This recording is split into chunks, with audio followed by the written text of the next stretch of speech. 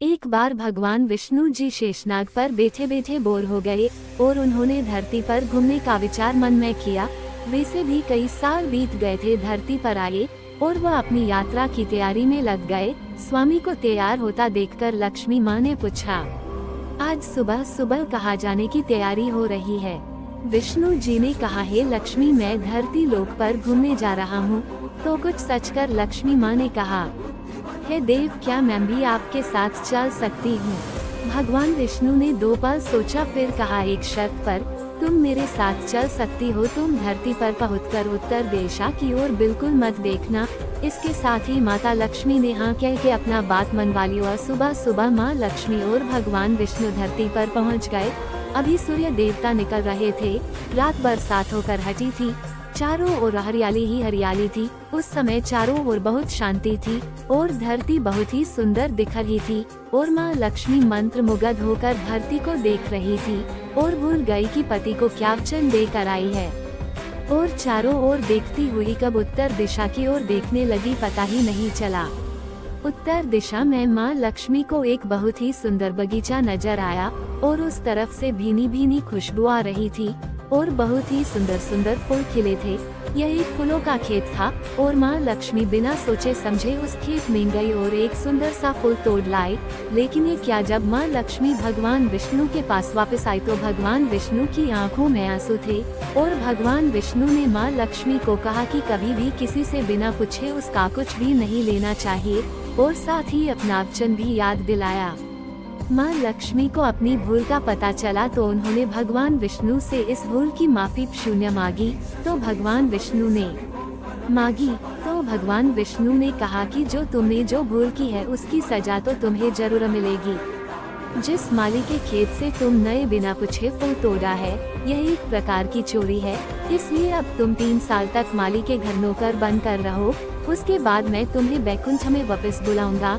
माँ लक्ष्मी ने चुपचाप सर झुका कर होकर दी। आजकल की लक्ष्मी थोड़ी थी और माँ लक्ष्मी एक गरीब औरत का रूप धारण करके उस खेत के मालिक के घर गई। घर क्या, एक झोपड़ा था और मालिक का नाम माधव था। माधव की बीबी, 2 बेटे और 3 बेटियां थी। इस भी उस छोटे से खेत में काम करके किसी तरह से गुजारा करते थे।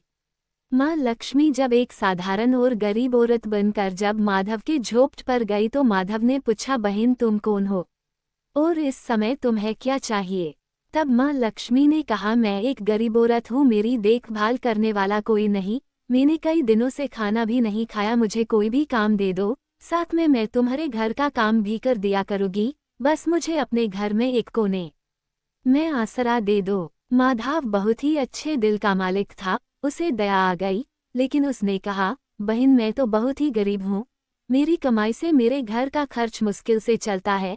लेकिन अगर मेरी 3 की जगह 4 बेटियां होती तो भी मैंने गुजारा करना था। अगर तुम मेरी बेटी बनकर जैसा रुखा सुखा हम खाते हैं उसमें खुश रह सकती हो तो बेटी अंदर आ जाओ। माधव ने माँ लक्ष्मी को अपने झोपड़े में शरण दे दी और माँ लक्ष्मी 3 साल उस माधव के घर पर नौकरानी बनकर रही। जिस दिन माँ लक्ष्मी माधव के घर आई थी उससे दूसरे दिन ही माधव को इतनी आमदनी हुई फूलों से कि शाम को एक गाय खरीद ली।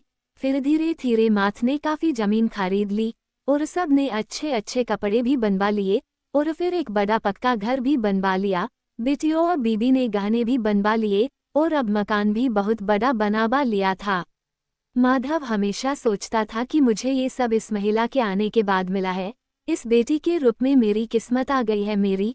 और अब 2-5 साल बीत गए थे, लेकिन माँ लक्ष्मी अब भी घर में और खेत में काम करती थी। एक दिन माधव जब अपने खेतों से काम खत्म करके घर आया तो उसने अपने घर के सामने द्वार पर एक देवी स्वरूप गहनों से लदी एक औरत को देखा। ध्यान से देखकर पहचान गया, अरे ये तो मेरी मुँह बोली चौथी बेटी यानी वही औरत है, और पहचान गया कि यह तो माँ लक्ष्मी है। अब तक माधव का पूरा परिवार बाहर आ गया था और सब हैरान होकर माँ लक्ष्मी को देख रहे थे। माधव बोला, है माँ हमें माफ कर, हमने तेरे सेंजाने में ही घर और खेत में काम करवाया है माँ, ये कैसा अपराध हो गया है माँ, हम सबको माफ कर दे। अब माँ लक्ष्मी मुस्कुराए और बोली, है माधव तुम बहुत ही अच्छे और दयालु व्यक्ति हो। तुमने मुझे अपनी बेटी की तरह से रखा, अपने परिवार के सदस्य की तरह से। इसके बदले मैं तुम्हें वरदान देती हूँ कि तुम्हारे पास कभी भी खुशियों की और धन की कमी नहीं रहेगी। तुम्हें सारे सुख मिलेंगे जिसके तुम हकदार हो। और फिर माँ अपने स्वामी के दोबारा भेजे रथ में बैठकर बैकुंठ चली गई।